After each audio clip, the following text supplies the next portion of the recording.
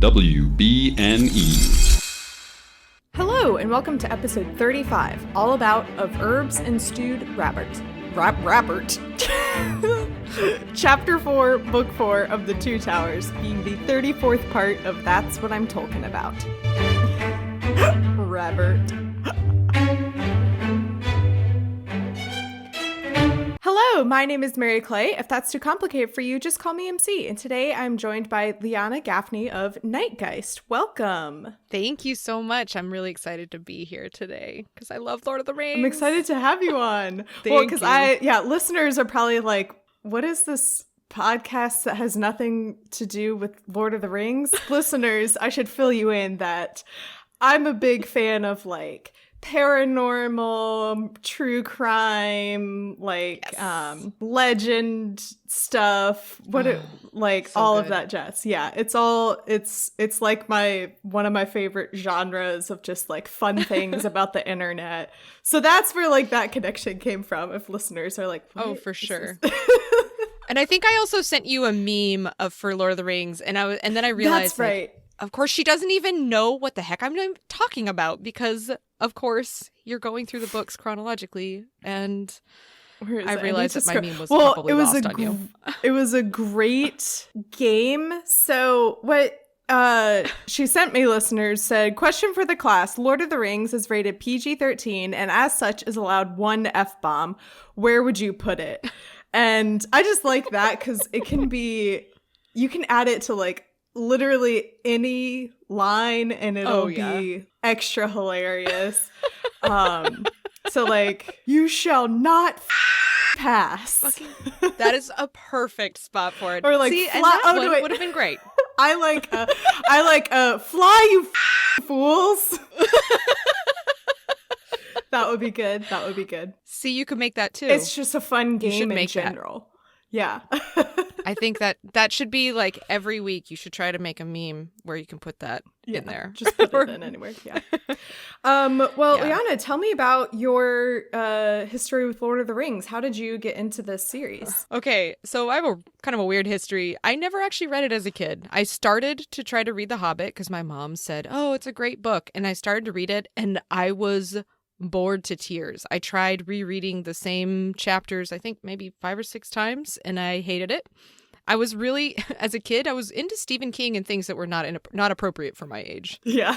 and then my best friend's dad was fiercely obsessed, and he had, I think, over 300 or 400 different copies or different editions of The Hobbit, and he shamed me into trying to learn it or like trying to learn how to read it because he was like, it's very different and you're not educating yourself by doing this. And then the movies came out and I was like, oh, thank God. I could just watch these movies, and I love the movies. And then I was like, if I love the movies, I'll probably love the books. So I went the lazy route and I listened to the audiobooks. That's not lazy at all, I don't think. Well, I mean, I say it's lazy because, well, I don't know. I feel like it's less difficult for me to get into if somebody's reading me a story.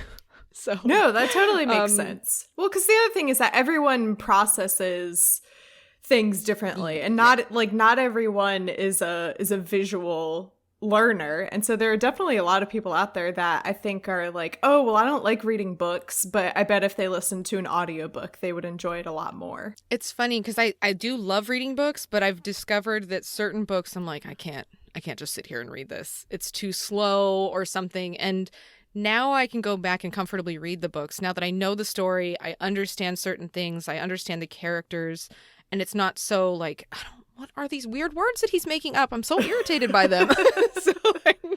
Well, and a lot of times also, the weird words that he uses aren't made up words at all. They're like just very archaic words that he decides to use for no reason at all other than to sound fancy and smart. Oh, man. But I do love them. So I got really excited when I saw your podcast and I was like, okay, I'm into this because I'm no longer afraid of Lord of the Rings. I actually really love it. And I love The Hobbit. I didn't love the movie The Hobbit. I was going to say, I've heard very movies. Mixed reviews, I'll say, about the Hobbit movies. Yeah. Oh, so this was just like It was funny to me when I messaged you and I was like, oh, by any chance, are you a Lord of the Rings fan? Obviously, you sent me this meme, so I'm assuming you are. And you were like, you said, I actually just re-listened to the trilogy and The Hobbit, and I've nearly finished the Silmarillion and have Children of Hurin queued up next. So I was like, okay, so I guess, yes, indeed, you are a big Lord of the Rings fan. I am. I like to do crafty stuff, and I can't just listen to nothing, and I get really distracted if Netflix is on, so audiobooks are my jam. So it's like Lord of the Rings just puts me in this very calm, sort of happy, I get it. Creative space. Yeah. So a very important question for you. Which version of the audiobook do you listen to? Oh, God. I've got it on my phone right now. Totally forgotten how to use Audible, apparently. So it's the one on Audible? Yes, it's the one on Audible. Okay. I'm sorry. I believe that is the one that's narrated by Rob Inglis, and... That sounds right. Yes. And this podcast is a big proponent of the Phil Dragish narrated version. Oh, which is boy. Okay. He is a very, very good narrator, I will say. And also, well, then I'll have to try that too. I'll send you my links that I found for free. Yeah, audiobook access. Thank you. If this is what I go to jail for, then I don't know. I guess we'll see how that experience goes. Me being I feel like you'd be the most badass person in prison. Like, what are you in for? I downloaded some Lord of the Rings audiobook files. It's like, oh, cool. I killed a man and then ate his toe.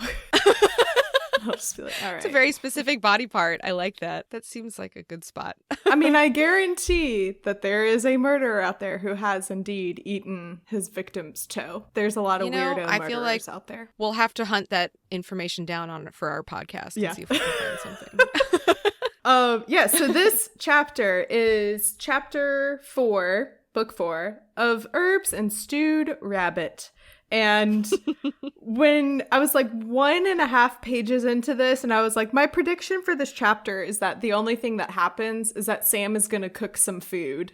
And I was not pretty wrong. Right. Like I wasn't like up until maybe I think the last 4 pages, that's all that happens. Yeah, kind of. But yeah, so going back to the beginning where they have decided that they're going to go down this path that Gollum has suggested, kind of the only plan that they have. And Which seems like poor planning. Yeah, I mean, but like, I've been over this. What can you do? But I've been over this that I'm like, guys, you've only been you've only had this destination in mind for several months. If you take into account like the time that Gandalf told Frodo, and then when they were back in the Shire, and then Frodo sat around for like 6 months, and Gandalf was like, are you gonna leave anytime soon?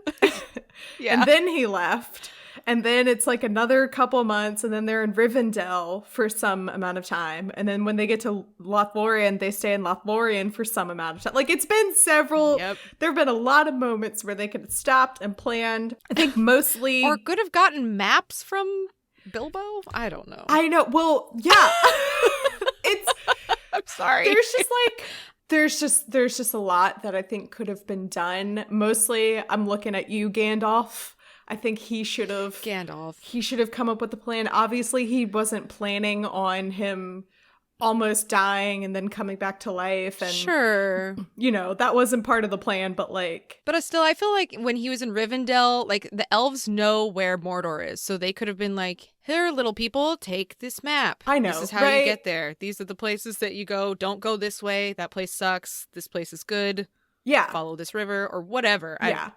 And it also just comes down to, yeah, oh my God. Like, that's honestly an understatement. But it also just comes down to, I think Gollum says it actually in the previous chapter where he's like, there's literally no good way to get into Mordor. Mordor is not meant to go into. Yeah. Like, no one is going to Mordor. So no way to get into Mordor is going to be a good way.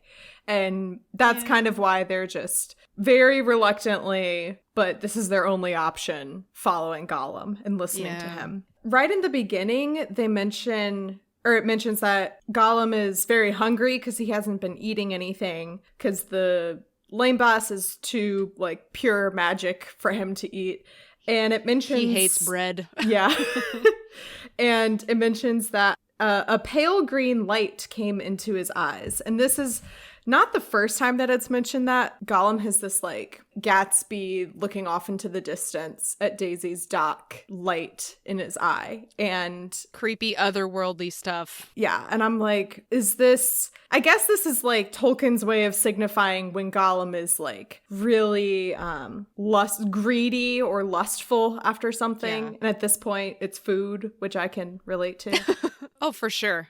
So they travel down south, and as they're moving kind of away from Mordor, well, sort of, this is what I was confused about. Is because if you look at the map, they are literally still traveling, like, exactly right next to Mordor.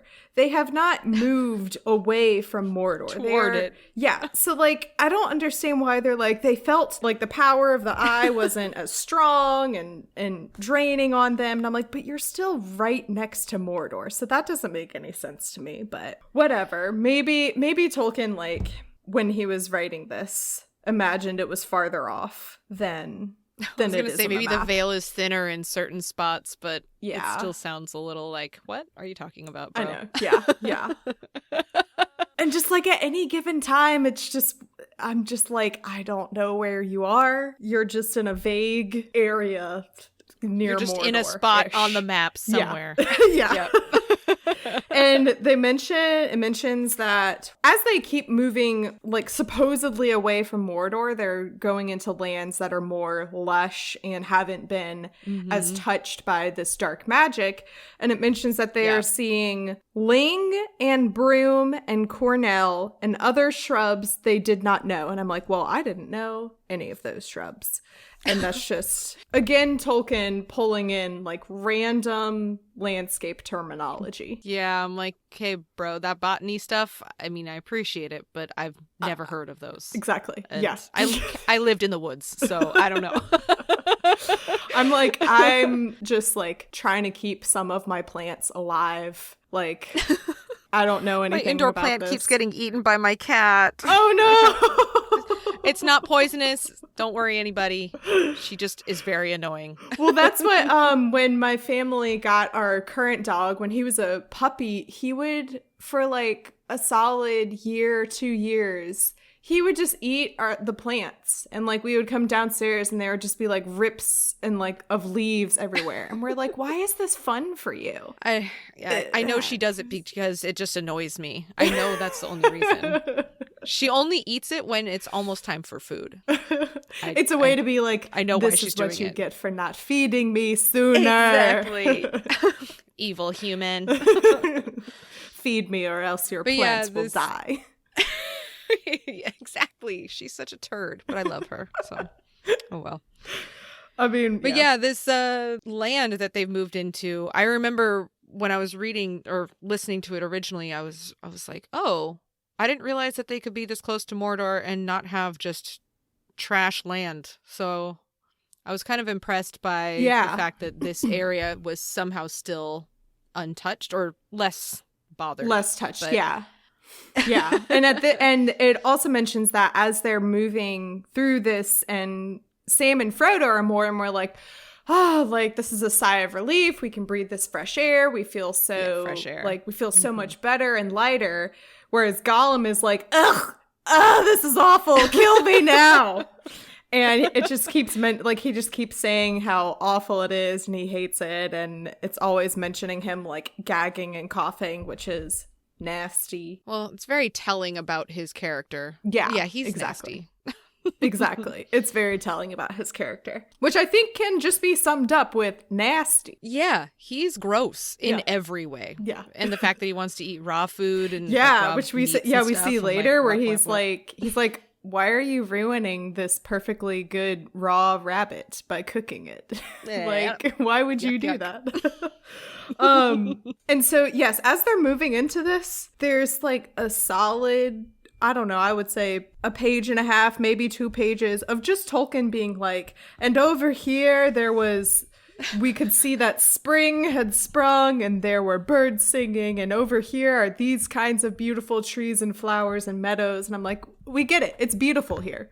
It's beautiful where it's very where dark flowery magic is description not. of And it just goes on for a while. That's one of those situations where I kind of was like, I don't need to read deeply. I'm gonna skim, and I would quickly skim and go, nothing was said. Cool, thanks, guy. Moving on. I also did that method, but I was like, I should really read this because this is like what the podcast is about. I was like, I'm the host of this podcast. It's one thing for me to tell my guests to be like, oh yeah, just like refresh your memory. I need to actually read this. But it just gets so repetitive. Imagine that, like a 1,000-page book is repetitive at times. Well, it becomes a bit of a slog when it's just a description of landscape. I remember when I was a kid and reading The Grapes of Wrath, and the guy spent like 4 paragraphs describing dust, and I wanted to scream because I was like, "This! I cannot believe I have to read this. I hate this." Or maybe it wasn't grapes. I don't even remember what it was. It was something. I mean, but that sounds accurate. Because Grapes of Wrath is about so mad. the Dust Bowl, right? Yep, I never actually it was read the grape. that one. Yep. It's don't do it. Don't do it. You'll be a better person for it. Man, I just remember my like current genre of jokes that I'm doing lately is like, I just went and saw Joker and there was not a single joke in that. That was awful. Ba-doom. And then like, I just finished Grapes of Wrath. Not a single grape. What the heck? Like, those are kind of like dad jokes. I like it. I tell awful jokes. I mean, the name of this podcast is That's What I'm Talking About. So I loved when I remember seeing your name for the first time. I was like, you know what? I already like her humor because this is my kind of humor. Thank you. Of course. Also, I feel that reminds me, I feel like I should mention the disclaimer that I used to give like in a lot of the earlier episodes that I know it's like technically Tolkien and that's the correct way to say it, but I say Tolkien and that's what's happening. You know, that's okay because it doesn't really, I'm interchangeable and it's bad because it just happens. It depends on how lazy I'm feeling that day. Tolkien, it'll happen. What happens in this chapter? Honestly, nothing. I was looking at my notes and I'm like, end of podcast. So they find this area in these woods. What's it called? The Ithilien. That's what it's called. Sure. Oh yes. Okay. Unless I lost my spot too. So. Unless it's pronounced in a different way. Who cares? Oh, speaking of pronunciations, how do you pronounce the name of Gimli's father? You mean son of Gloin? Yeah. So you say Gloin. I say Gloin. Okay. Gloin. Okay. That's just I was like, it's well, like for a second I paused because I was like, what's his I was name? sitting there and I was like, what is his name? And then I was like, Gimli, son of Gloin. So I was like, wait a second. Gloin. I don't know. There has been, it's like a poll that I'm sort of half-heartedly doing. But yeah. Anyway, I know. Super random, but I feel like I need to I love it. Ask my guests that. I appreciate that. It's one of the questions that I need to work into the episodes. So which I really wish I had not started this, but it's too late now. No, I think it's good. No turning back. Yeah, so they are in this beautiful area. They find a clean pond where they clean themselves because they've just been covered in the like muck and everything from the marsh, and they drink water. And then Sam goes wandering around to see what he can find and mentions that like, even though this feels really safe and it feels nice here, we're still pretty close to danger and trouble because there are areas that have been definitely touched by darkness.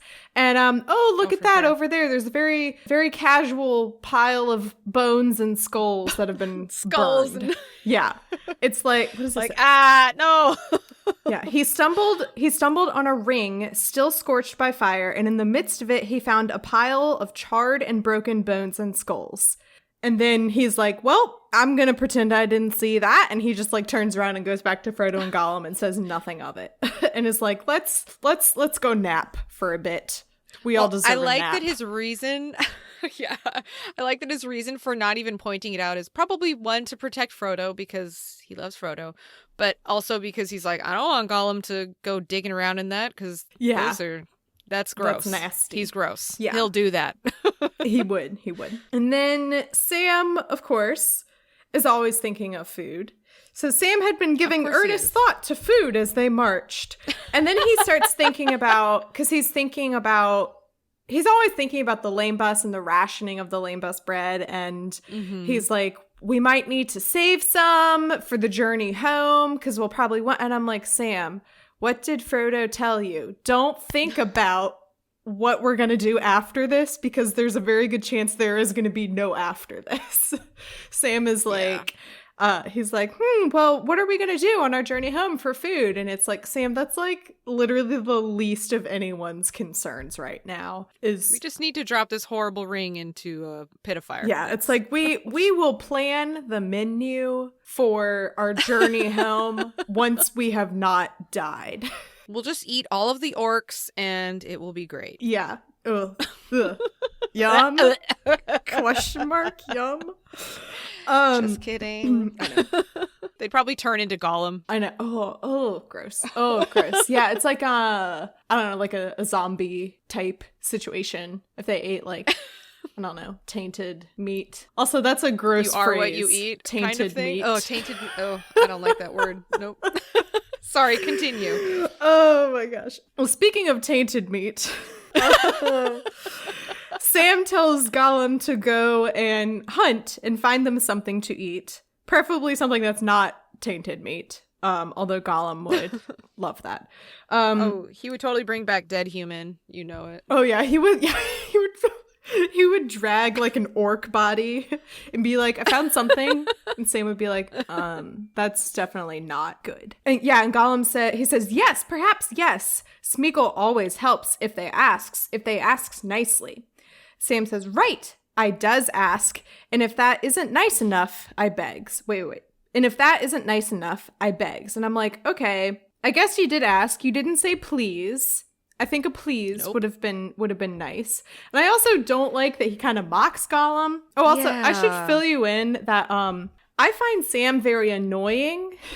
And he's not my favorite character. I wouldn't say he's my least favorite character, but I kind of find him annoying. There are a lot of moments where I'm like, I'm not actively trying to dislike Sam, but there are some times where I'm like, Sam, just like, you asked him to help. Don't mock him. He said he would help. Just like, let it go, dude. I know. I feel like his blatant mistrust of Gollum is just like, it's like poisoning him to just be a jerk. And I'm like, man, like, kill him with kindness. Do what Frodo's doing. I mean, granted, Frodo is the master of the ring, blah, blah, but like, if he's nicer to him, maybe Gollum won't be such a dick. I know.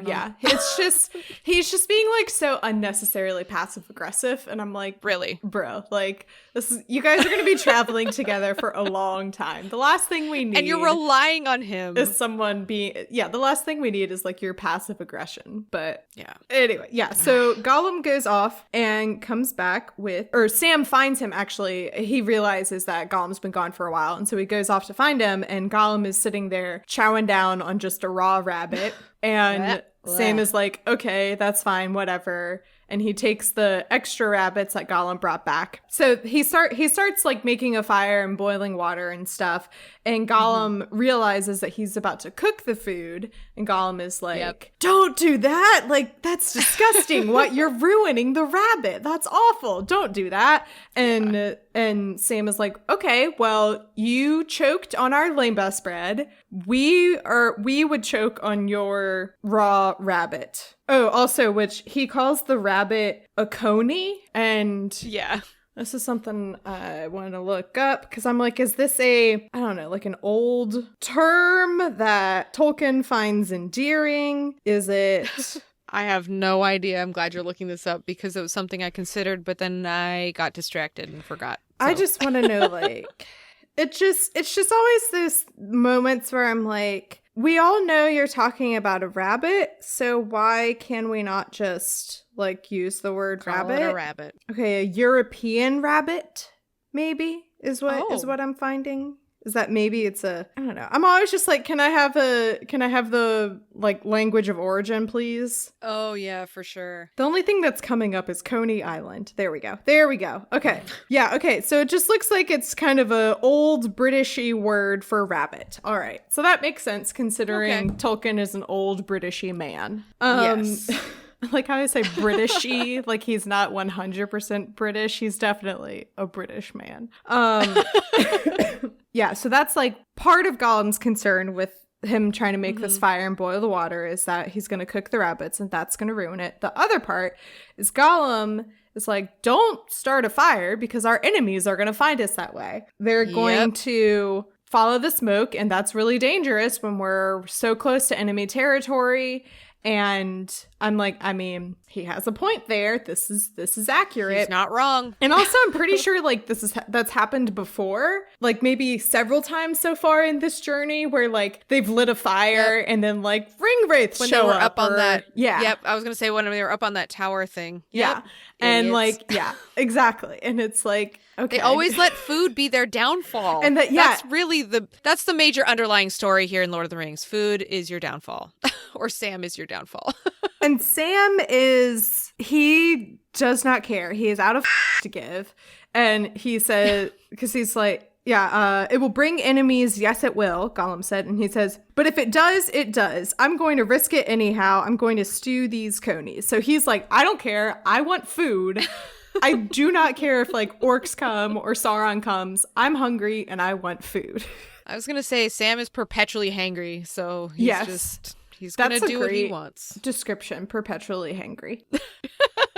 Same, just honestly. I was going to say I identify with Sam in that respect. So yes. Yeah.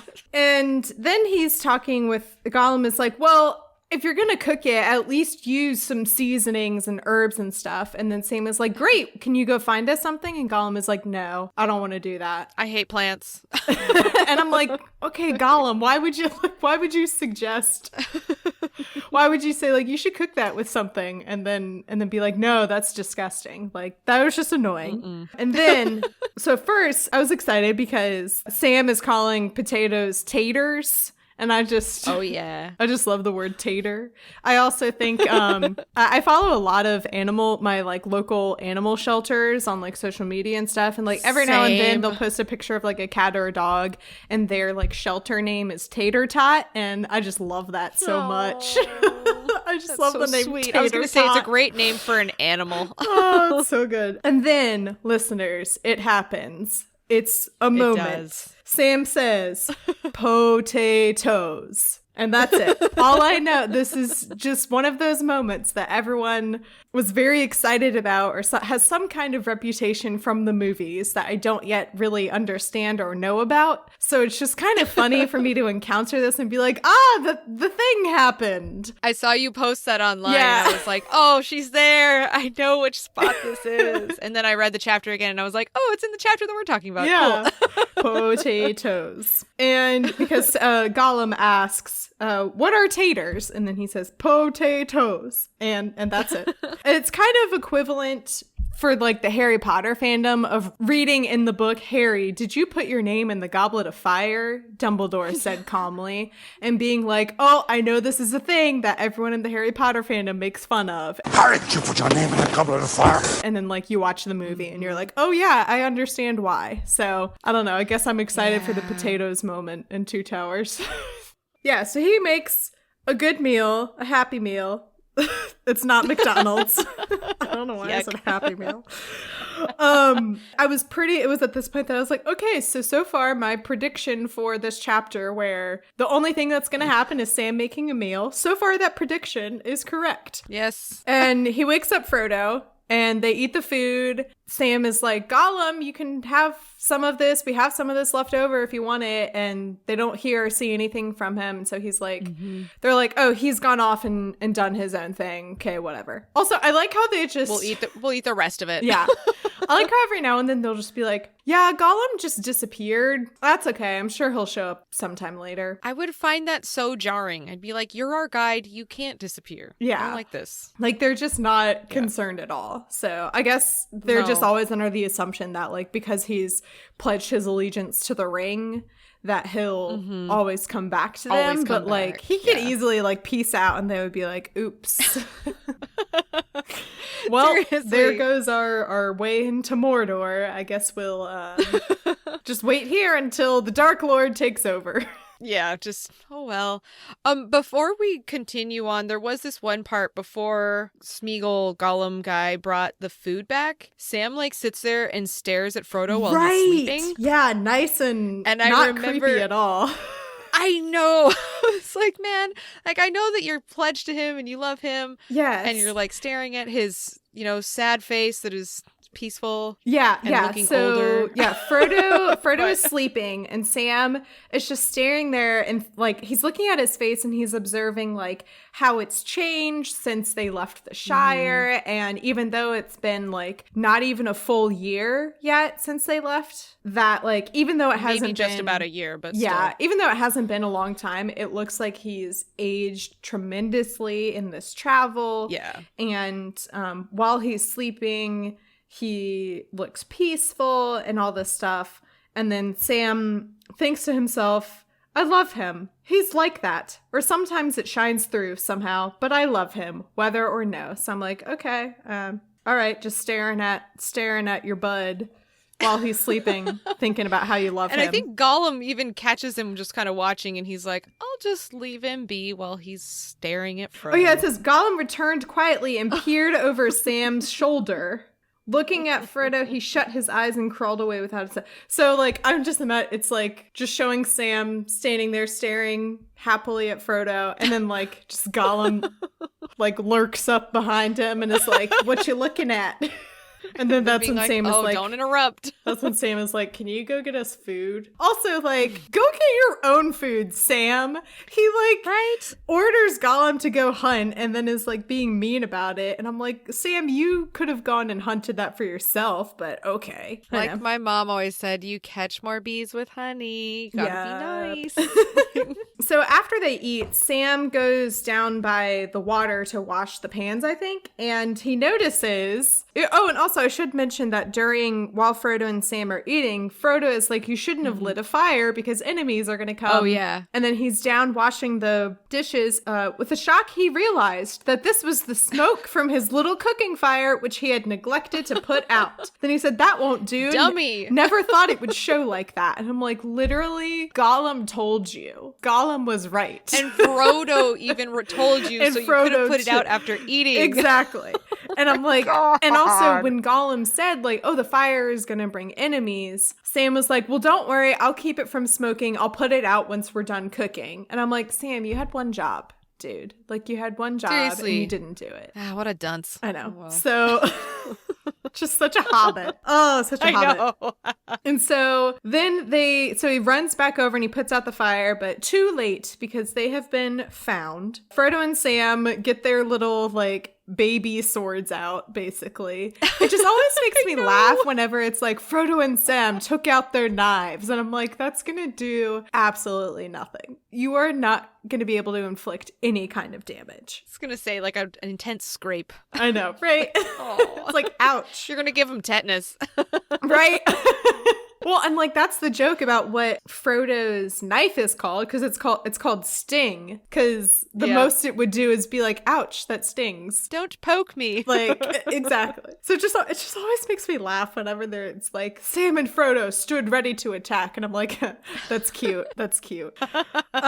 So the four men look around, like kind of stand there looking at them. They're like, they don't appear to be orcs. And then one of them says, well, they could be elves, but elves are wondrous fair to look upon. Because he's saying you guys are ugly. It's like, yikes, that's hurtful. And Sam says, meaning we're not, I take you, said Sam. So, and then Sam is like, hello, we're standing right here. We can hear everything you're saying. Yeah, we understand you. Yeah, exactly. And then we meet Faramir. And I'm like, Faramir, yay! I know absolutely nothing about you, but I've heard people mention your name a lot, so I'm glad you're here. Happy to learn more about you. I will have to say, I'm not going to ruin anything, but he's one of my favorites. At least he was one of my favorites in the movies. And actually the books. He's not so bad either. And Faramir is the captain of Gondor. And they're all traveling in this land because they have been fighting a war with the Southerners. Mm-hmm. They just kind of say, like, the South. Nice and, like, obscure. I don't know if they mentioned the name. I'm trying to remember. Yeah, the Southrons. Yeah. It's like, okay, just from the South. Just the southern general area is they're waging a war with these people. Frodo introduces them and gives like all of their official names and stuff and says that the reason we're here is because we set out with this whole group of people, and wouldn't you believe it, a lot of crazy stuff has happened since then. One of them died. We totally ditched some other people. And then he mentions that two of the men that they are with were Aragorn and Boromir. And all of the men are like, Boromir! And whee! I'm assuming it was at this point that I remembered, Sam and Frodo don't know that Boromir is dead. Also, I'm assuming that these men don't know that Boromir is dead, because I think they would be like, I don't believe so. Sadly, like his passing is so sad. And Sam and Frodo would be like, what now? Yeah. They'd be like, did you kill him? We're going to kill you now. Yeah. And I was like, honestly, it's probably a good thing that they don't know Boromir is dead, because this is kind of a way for them to connect and prove that, like, if you were with Boromir, then we trust you because he's one of our guys or something, is what I'm assuming here. Frodo says that he brings up the riddle that Boromir had been searching the answer for that mentioned the halflings. And Frodo's like, surprise, we're the halflings that this riddle. What do we look like? Half of your size. Oh, what could we possibly be other than halflings? Duh. It's like, remember that riddle that you guys have been really laboring over and thinking a lot about for years and years and years? Well, we're them. It's us. We're the halflings. I have kind of like a perhaps stupid question, but how do all of these creatures, like not creatures, but like the men, like how do they not know what hobbits are? Because I feel like as a very obnoxious studier myself, like I need to know everything. And I know they have scouts that go around. So why do they not know what hobbits are? How do they not know how to identify them? I think it's because the hobbits never leave the Shire. And so they have never seen hobbits out and about. And so the only way that they have heard about them is through stories. And so they think that hobbits are just like creatures that don't exist, or people that were on Earth a long time ago and aren't here anymore, because they don't see them out and about. And so when they do see them, they were probably like stuff of legend to them. Yeah, and even Treebeard, the oldest int in the woods. I love is ints. Like, I love them. LOL, who are you? And he's like the oldest thing that there ever was besides Tom Bombadil, basically. Yeah. Oh, I love Tom Bombadil. And no, he's I'm just like, he's crazy. Tolkien, how dare you give us such a mythic legend and then do nothing else with him? I have that same problem. Man. But yeah, so it's my understanding that everyone in Middle Earth is like, hobbits aren't real. It's just like, they're like unicorns, where everyone knows what a quote unquote hobbit is, or a halfling, or like they've heard stories and tellings, but that no one's ever actually seen one. So they're like, they don't exist. And then here they are. This is why in the world of Middle Earth, I feel like I would have to be Aragorn when he was Strider, when he was a ranger, because I'd have to be a ranger, because I'd need to know everything that's going on. Not so much in like a nosy way, but I'd be like, I want to know what all these creatures are. Yeah, it's like there's a lot of cool stuff out in this world. Like, let's go out and look at it. Why would I stay in this one spot? Maybe that other spot's better than my spot. Yeah, yeah. I want to go there. See, I would just want to stay in Lothlorien the whole time and just be like, nah, I'm good here. I don't need to see any other parts of this world. This is a pretty good part. Lothlorien, or maybe Rivendell. I'm happy here. Yeah, maybe Rivendell. Yeah. Be like, no, I'm good here. I'm gonna chill here. This fun. You have fun on your adventure. I kind of like the Shire too, though, because the Shire all is they nice do and is like cozy. eat and do farming stuff, and occasionally have how did he say his birthday? I always forget. Not 111th. It's like 111. Oh my. 1 in 11 C's birthday. What is it? 1 in 11 T. 111 T, maybe, is what it is. I don't remember. Oh, everyone who's listening is screaming at their headphones right now. Anyway, they have massive parties that I like. Yeah, they have fun parties. It's just nice and cozy. No one ever has to worry about 3 places. Yeah. 3 places that would likely be better than my place of men that I'd end up growing up, like Gondor or something. Yeah. So. Yes, so Faramir explains that they are here fighting, and then he says, I was very confused about this. He's like, okay, I'm going to go, and I'm going to leave my 2 guards with you to keep you safe. Yeah. And he's like, I'll be back. And I'm like, what are you doing? I'm like, what? He just like literally, he like shows up for, it's like 1 page total. And then he disappears and doesn't really say, he's like, oh, I'm going to go like explore the rest of the land. Or, oh, there's a battle going that I'm going to go meet them. He's just like, I'll be back. Here are my 2 guards. Have fun. Well, he does ask where their third companion is. Right. And then. Because they saw Gollum like down by the river. In a van down by the river. The skulking creature. Yeah. And they're like, is he a half orc? What's the deal there? And what's this disgusting thing that you're traveling with? Yeah. We hate it.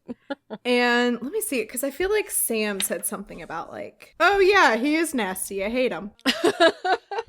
No, it's just Frodo. Frodo says, he is only a chance companion met upon our road, and I am not answerable for him. If you come on him, spare him, bring him or send him to us. He is only a wretched gangrel creature, but I have him under my care for a while. Yeah. So they're like, I mean, it would be great if you could not kill him. If you find him, let us know. But he's the worst. We're aware of this situation. He does his own thing sometimes and we hate it. Yeah. We just kind of like let it happen because honestly, he's the only chance we unstable. Have. We have no other plan. This is it. It's not a great plan, but it's our plan. It's like we're aware. So, yeah, Faramir disappears and then Frodo and Sam hang out with the 2 guards who have very, like, sidekicky kind of names. Moblung and Damrod just sound very, like, henchmen type names. Yeah, I feel like he didn't put a lot of thought into their names. Yeah. He was like, whatever. These guys. Yeah. And so this is where they learn what they're doing here, and they're saying that they are fighting. Mm-hmm. We come to ambush the men of Harad. Sure. I'd say Harad. Harad, I don't okay. know. Who knows? I don't know either. And Damrod says, I curse the Southrons. And that's all we know is that they're from the south and Harad. What really annoys me is when like Tolkien he'll name drop something and then I'll be like, okay, that was fun and all, but like it's not on the map. So why would you do that to me? Yeah. Oh, okay. So actually, that being said, is it actually on there? It's off the map. Like it's so far south that it's not a part of the map. Got it. There's a road coming up from the bottom that says Harad Road. And then in the bottom it says near Harad. And it's south of the like most southern mountain range of Mordor. So it's like, it's pretty far south. So I guess what's happening here is that these men are coming up to support Sauron and fight for dark forces. There goes my What notes. would make you join up with him? I just don't get that. Like, why would you join up with that guy? He's a doucher. I think it's because it's like, you can live and fight with me, or you can all die. And they're don't like, want to be on the losing side. Yeah. Yeah, I'll take the option where we don't die. I'd like to very much live. That would be nice. Yeah. That would be preferable. I don't know. I would just go be like, where are the elves? I'll go join them. Yeah. Except for the elves are like too cool for anyone to join them. They're pretty douchey too. Like they barely even let Legolas into Lorien. They're like, I mean, but you're not our kind, so we'll have to debate that. I'd be like, I'll be your servant. I'll serve you. That's fine. Just let me live here. Yeah. In the trees. Yeah. And to not like, let me just live here in a state of denial until we all die from the hands of Sauron. Yeah. Like, exactly. least it'll be a really pretty place to be. Yeah, exactly. Sorry, my notebook fell. I don't know if you heard that crash. No, it's okay. That's what that was. So now I have to flip back to the page. Okay. Yeah, so they're talking about how, we're having this fight and battle and we're fighting them. And they're slowly working their way up towards here. They say a lot of nice things about Faramir, and he's great. His life is charmed, or fate spares him for some other end. So I'm sure he's gonna die at some point then, just because they make a point to mention, to be like, yeah, he's really lucky, and like he is put in a lot of dangerous situations, but so far he's doing pretty good. And I'm like, I think you just jinxed him. I was gonna say, don't jinx him, guys. It's so mean. And eventually their conversation kind of peters out. Then they hear a lot of banging and noise and all this stuff, and it's a battle, and they are here, which I think is hilarious that like all of a sudden they're all there. Yeah. It's not like they could hear the distant sounds growing louder as the day passed. All of a sudden there's a huge battle here. Yeah, that's like the stuff in movies where, like in Cloverfield, where somehow the giant Cloverfield monster sneaks up on people, and I'm like, how does it sneak up on you? It weighs like 1 billion pounds. And it just snuck up on you. That's what makes me so mad about The Walking Dead, is when I don't watch it anymore. I don't think I've watched it. I don't even know what season they're on anymore. Good Lord. But like, I don't understand how they still exist. That's what frustrated me so much whenever I would watch it, because I would be like, literally, how did you not hear? Maybe that zombie wasn't grumbling and groaning, and maybe he wasn't making any noises, but like, they're not stealthy creatures, so you should have at least heard like leaves rustling and the like, shuffling feet. Exactly. Walk. Yeah. Come like, on. Yeah. And especially like if you're in a group, you think if someone has their back turned to the woods, you think the person who is like talking to the other person would be like, oh, hey, I see some zombies in the background. Maybe we should move away. Let's keep going. I can't imagine ever becoming complacent in that world, and yet somehow all of them become complacent with just like, oh, just the zombies. Yeah. Oh, I didn't even see that zombie that was right next to me. Like, come on, guys. It's like, you should have heard it coming. You should have been a little bit more, like, you've made it this far into the zombie apocalypse. You should be a little bit more aware of your surroundings, I would like to think. Well, there's no, like, outside noises that could ever really distract them otherwise. I was gonna say, it's not like, or machinery. And it's also like dead not quiet. Like you can be like, oh, that noise that I hear, it's probably just, noise coming from the city. Or, it's like, you can't pass it off as anything else. It's like, no, that's definitely a zombie coming up behind me. Maybe we should move. For sure. 100%. So, yes, there's a huge battle. And all of a sudden, so it mentions that the Gondor men are in green, and the Southerners, the Southrons, are in red. And all of a sudden, like, one of the red soldiers comes like flying through the air and like almost lands on top of Sam, and is very dead, I should mention. And he lands face down, and he's wearing red, so we know this is the enemy, or whoever the Gondor is fighting. I'm also sure. I should say, part of me is like, can we trust these people?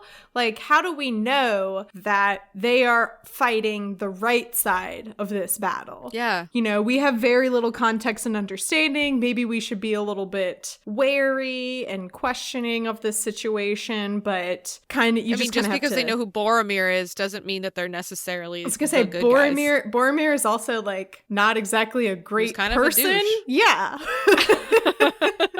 He's not exactly the best, so I would be a little bit hesitant to be like, oh yeah, these are the good guys, these are the bad guys. It's probably, it might be a little more, gray area than that. But anyway, yeah. So the enemy falls down, and it says, his brown hand still clutched the hilt of a broken sword. And I'm like, okay, cool, Tolkien. Nice, subtle racism there, that the bad guy has brown skin. Nice.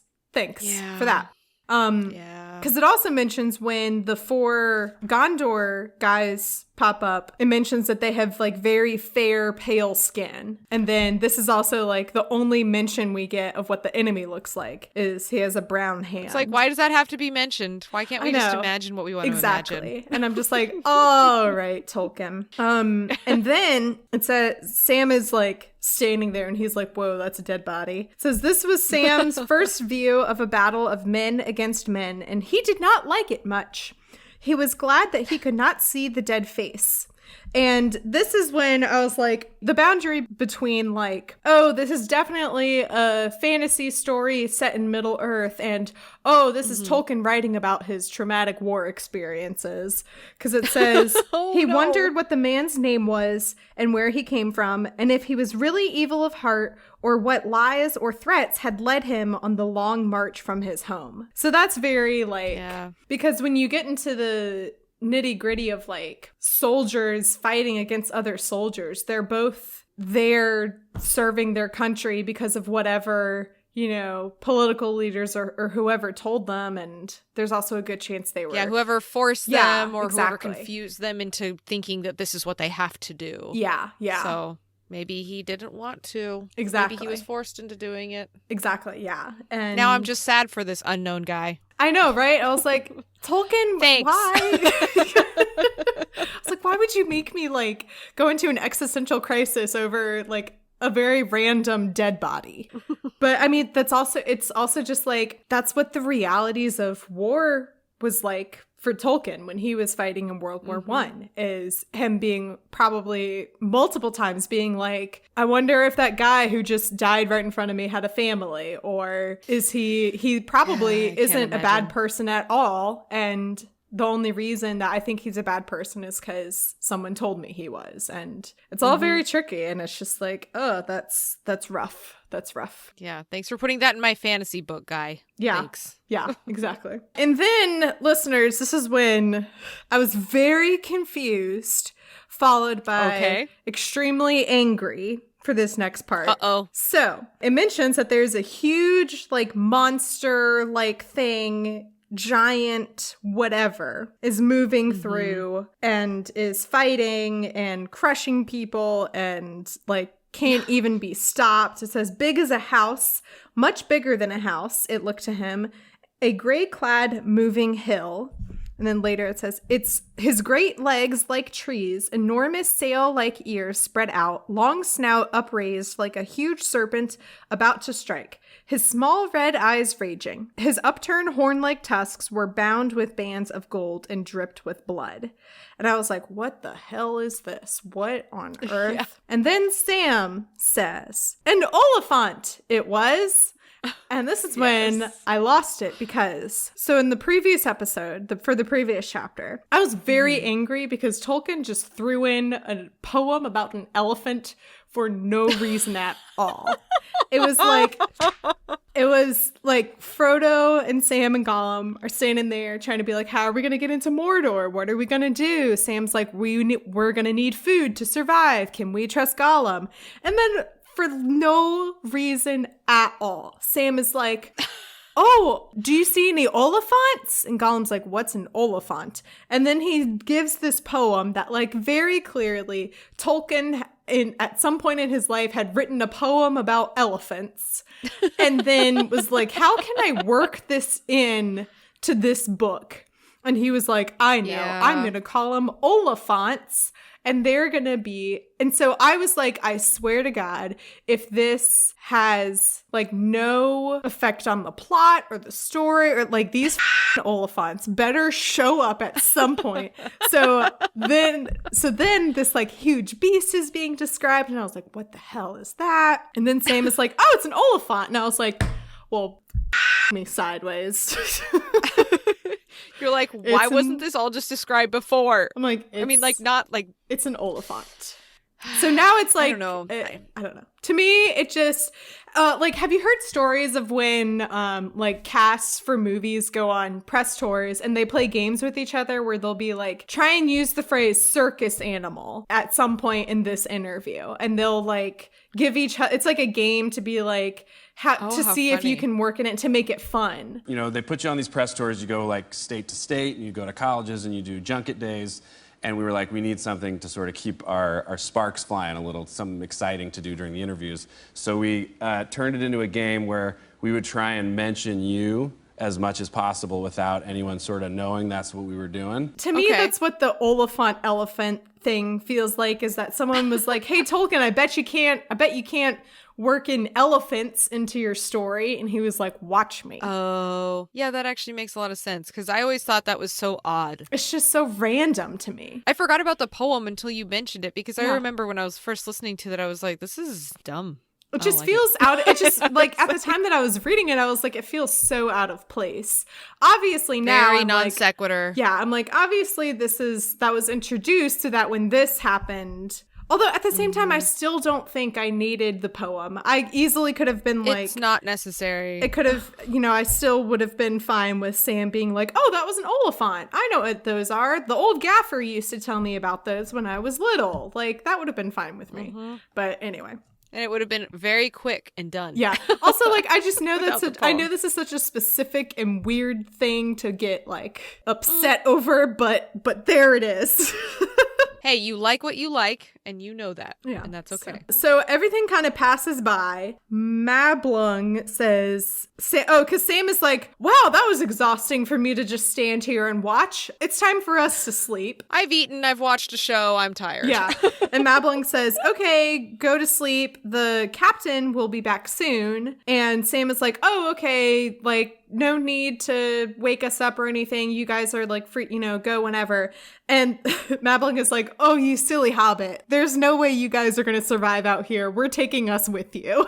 Ah, silly hobbits. Yeah, They it are says, so... I do not think the captain will leave you here, Master Samwise, but you shall see. So obviously Faramir is like, I can't leave these children out on their own in the wilds where there's a war. They're clearly very silly to everybody else that comes across them. Yeah. They're like, you're joking, right? Yeah. You're really planning on walking your way the whole way there, and you have these little tiny knives, and you're cooking fires everywhere. Yeah. It's like, you're not going to die. get very far. Yeah. It's like, oh, you guys are going to die so quickly.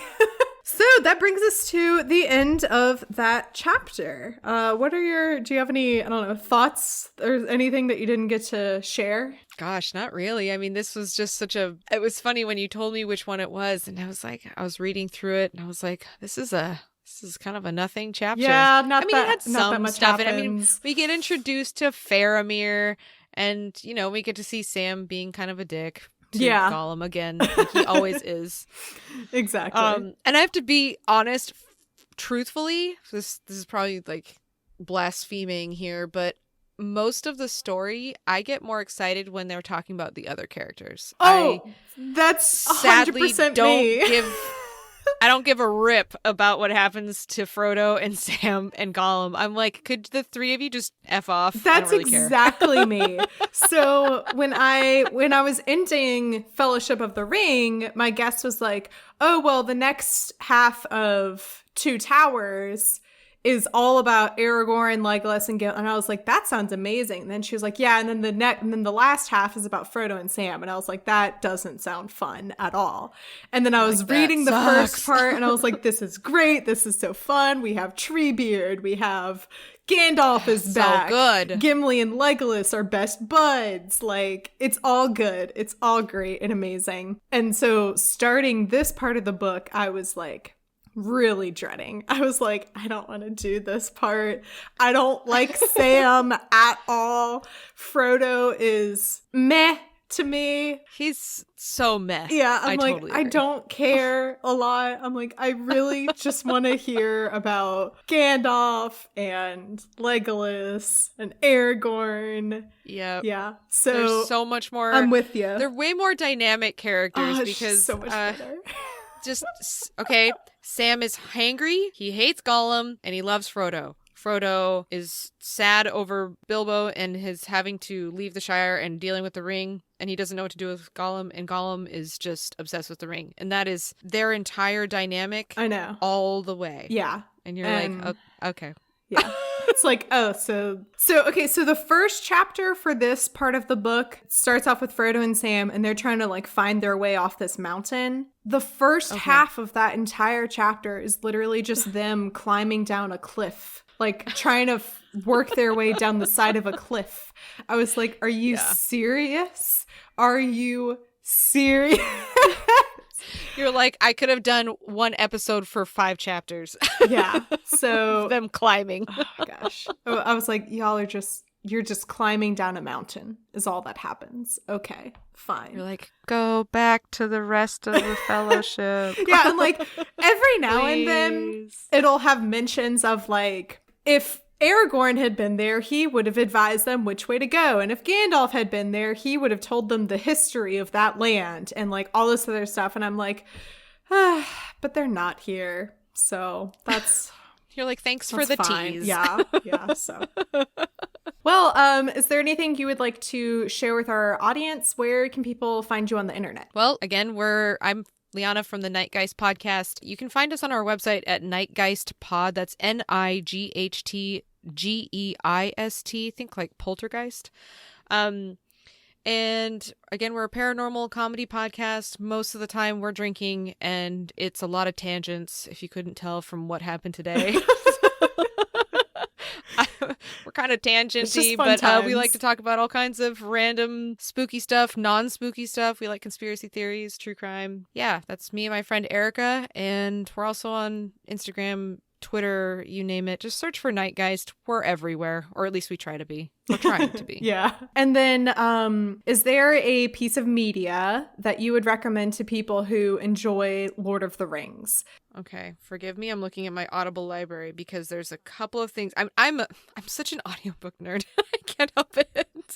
There's this one series. It's called The Chronicles of Lumineia. I love it. I love it. It was I'm pretty sure I know what you're talking about. Anything about it, but it's fantasy. It's definitely like a saga. So I love it. Also, one of my good friends, her name is Liz Reader. She is an author, and she actually has a series called 51, the series, and it's like sci-fi, and it involves like cryptids and stuff, and I love everything that's like all about Bigfoot and other monsters. Oh my god, Bigfoot. He's out there. Oh my god. He is out there. I'm convinced, and I'm like I told you, I'm scared of the woods already. Like I don't like the dark, and I'm really scared of the woods, even though I'm lived in the woods. But ever since doing more research and talking with friends about like I have a friend that's a park ranger, and he was like, oh yeah, all of our missing person stories legitimately involve stories about Bigfoot. And I'm like, oh my god. Oh god, oh god. Nope. Oh. So I get really freaked out.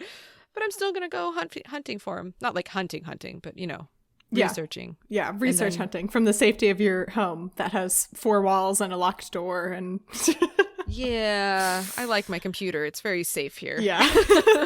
That's What I'm Talking About is a proud member of WB&E. You can learn more about that by going to WB&E.org. And you can check out shows such as Bacon and Eggs, which you will learn about right now. And this time, I have an actual promo for them because the last time I didn't think they had one and they did and I couldn't find it. It's fine. Here it is now.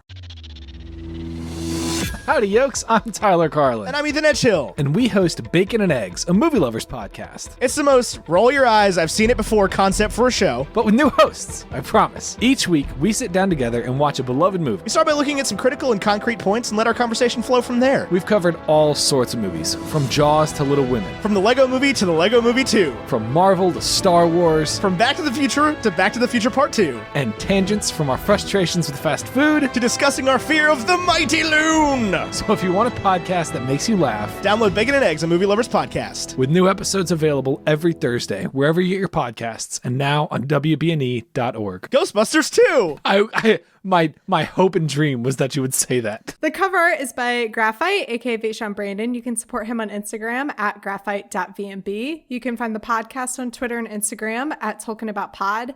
And also join the Facebook group where we share fun memes. I just shared this video actually of it's like some dude dressed up as Gandalf at like some kind of a Coachella, festival.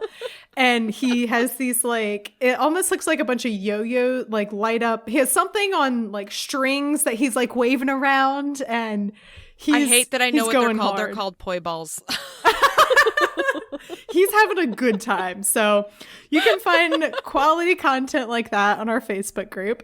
You can also support the podcast on Patreon and become a patron. This week's episode is sponsored by Danny Wilcox. Thank you, Danny. You are a wonderful supporter of the pod, have been for a while now, always liking and retweeting stuff and replying to stuff. So I appreciate that a lot. And this week's quote unquote discussion question is, if you were like Frodo and Sam and you've been eating this one like bread for weeks and weeks and you finally got a chance to make an actual meal, what would you want that meal to be? So tell me your answers on Twitter, Discord, wherever you're conversing with people.